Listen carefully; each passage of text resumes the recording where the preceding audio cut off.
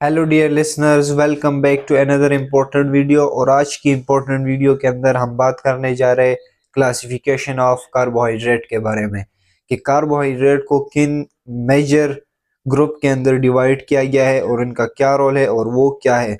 और at the last हम carbohydrate का जो फंक्शन है वो डिस्कस करेंगे और सिंपल वर्सेस कॉम्प्लेक्स कार्बोहाइड्रेट के बारे में पढ़ेंगे। तो स्टार्ट करते हैं।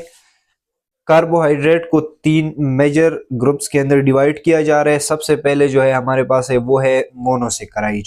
जो मोनो का मतलब होता है, मोनो का मतलब वन एंड सेकेराइड का मतलब शुगर। तो वो कार्बोहाइड्रेट जो जिसके अंदर एक ही शुगर मॉलिक्यूल होता है, एक ही मॉलिक्यूल, एक ही मोनोमर होता है। These monosaccharide can not hydrolysed further into simpler molecule. जो मोनोसेकेराइड है वो फर्दर हाइड्रोलाइज नहीं होता, मतलब अगर उसकी आप हाइड्रोलिसिस करते हैं, वाटर के जरिए उसकी ब्रेकडाउन करते हैं मजीद सिंपलर मोनोमर्स के अंदर कन्वर्ट करने के लिए, तो वो नहीं होगा क्योंकि this is already simple and ये ऑलरेडी एक ही मोनोमर से बना होता है, तो इसकी फर्दर हाइड्रोलिसिस पॉसिबल नहीं होती। दूसरा जो है these are soluble in water. ये वाटर के अंदर जो है वो इजीली सॉल्युबल होते हैं और it is sweet in taste. अगर आप इसकी टेस्ट की बात करें तो ये टेस्ट के अंदर स्वीट होता है, मीठा होता है। जो दूसरा ग्रुप है वो है ओलिगोसेकेराइड।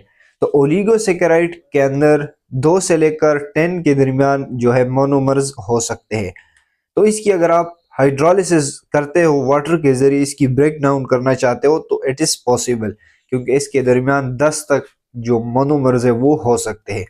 ओलिगोसेकेराइड जो है वो मोनोसेकेराइड से टेस्ट के अंदर स्वीट के अंदर वो कम होते हैं।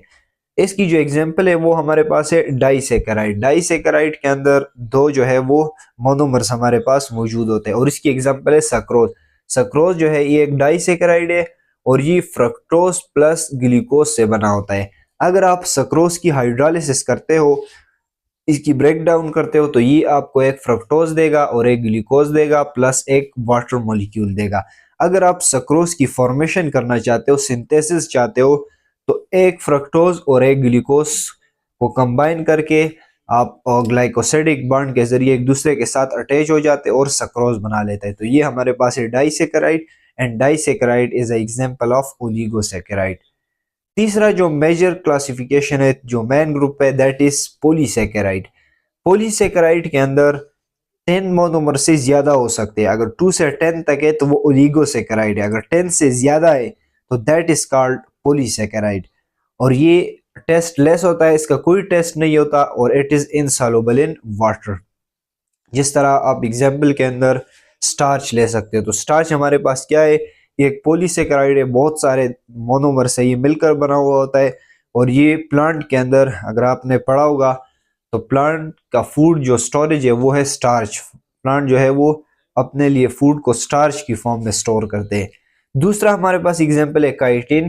तो काइटिन में हमारे पास क्या है, ये एक पॉलीसेकेराइड है और काइटिन जो है आर्थ्रोपोड्स के अंदर, जो इनवर्टिब्रेट है आर्थ्रोपोड्स, तो उसका जो एक्सोस्केलेटन होता है वो किस चीज से बना हुआ होता है, वो काइटिन से बना हुआ होता है। इसके अलावा फंजाई का जो सेल वॉल होता है वो भी काइटिन से ही बना होता है। तो ये भी एक तरह का पॉलीसेकेराइड है।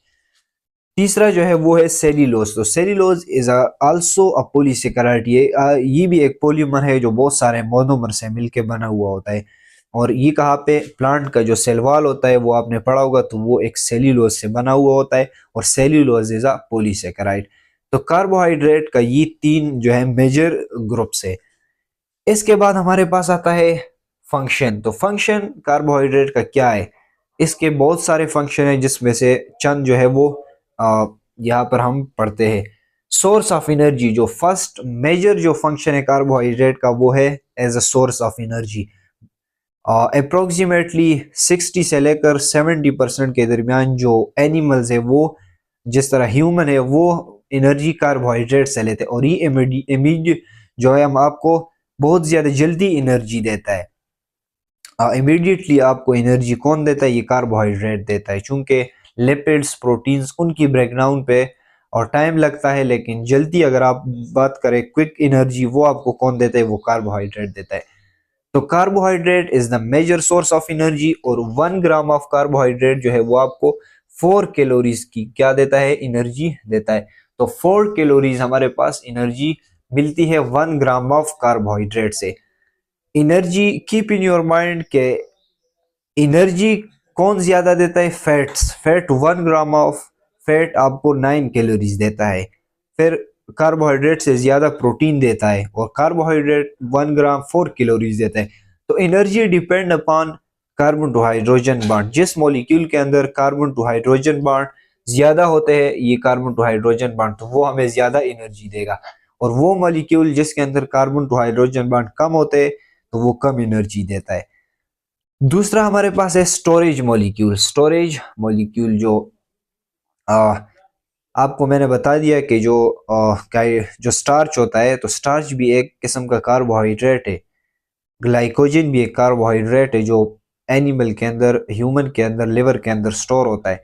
तो वो क्या है? कार्बोहाइड्रेट है और एज अ स्टोरेज मॉलिक्यूल भी ये काम करता है।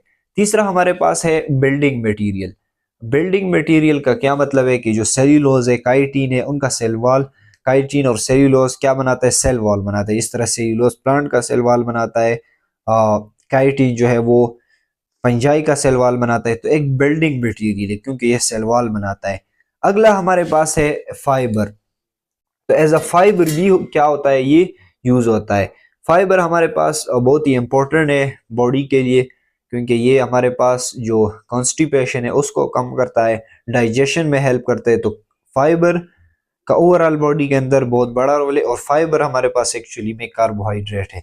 Cell communication, carbohydrate as a cell communication, दो सेल्स के दरमियान कम्युनिकेशन का रोल कौन परफॉर्म कर रहा होता है? वो कार्बोहाइड्रेट परफॉर्म कर रहा होता है।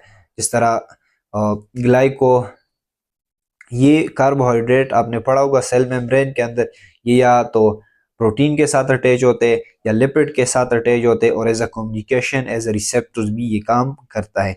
तो ये थे कुछ फंक्शन कार्बोहाइड्रेट के। अब पढ़ते हैं सिंपल वर्सेस कॉम्प्लेक्स कार्बोहाइड्रेट। आपको मैंने बता दिया कि जो 60% एनर्जी हम कहाँ से ले रहे हैं? कार्बोहाइड्रेट से ले रहे हैं। लेकिन कॉम्प्लेक्स कार्बोहाइड्रेट, सिंपल कार्बोहाइड्रेट के अंदर अगर आप बात करें तो इसके अंदर जो फास्ट फूड है वो आते हैं। कॉम्प्लेक्स कार्बोहाइड्रेट के अंदर दालें, रोटी और राइस, चावल, तो ये सारी चीज़ें कॉम्प्लेक्स कार्बोहाइड्रेट में आती। Complex carbohydrate is very important for overall health, और ये हमें क्या करता है? जो 60% एनर्जी है बॉडी का, वो कौन प्रोवाइड कर रहा है? वो कॉम्प्लेक्स कार्बोहाइड्रेट प्रोवाइड कर रहा है। तो ये था हमारे पास आज का टॉपिक, कार्बोहाइड्रेट की क्लासिफिकेशन। तो आई होप कि ये सिंपल सा टॉपिक है, आपको समझ आया होगा। नेक्स्ट वीडियो के अंदर हम प्रोटीन को डिस्कस करेंगे और उसके जो ओवरऑल डिटेल्स है उसको कवर करने की कोशिश करेंगे। तो नेक्स्ट वीडियो में मिलेंगे। खुदा हाफिज़।